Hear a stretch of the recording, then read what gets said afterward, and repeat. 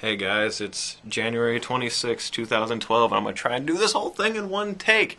Videolog spectacular!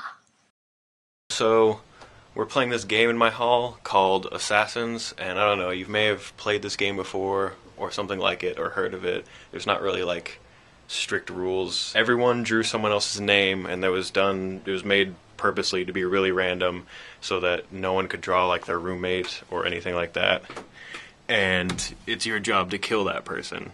And to assassinate them, you just have to get a pen or a marker and write on their arms or hands. And the first day, to be safe, you had to have a stuffed animal with you on your person at all times. You're a specific stuffed animal, and mine was the sloth. Safe zones are your room, so this place is safe, and also the bathroom because you just can't have that be a thing. People can't be worrying about protecting their arms while they're showering them.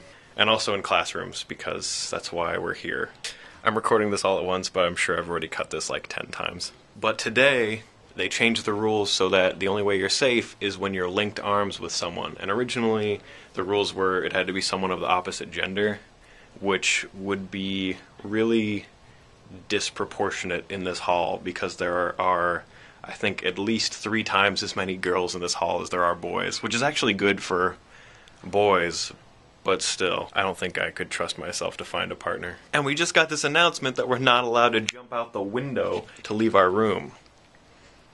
I honestly almost did that today before they told us, and I decided not to because it would just be too much of a hassle, and went out my door, and I almost got killed. Now that I know who the person is who's trying to kill me, I've been trying to study her for weaknesses, and I have discovered none. Except, of course, what I found out today when she tried to kill me, which is that she's not willing to run to kill me. So I kind of got this one in the bag.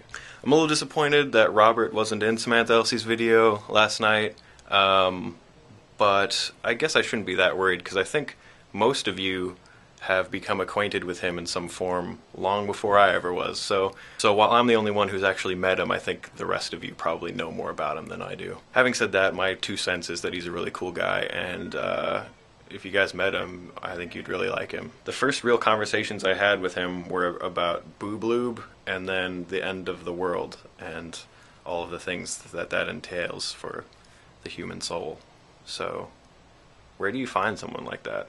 You don't, man. It's a miracle. So yeah, in conclusion, this week has been kind of a low point for me academically.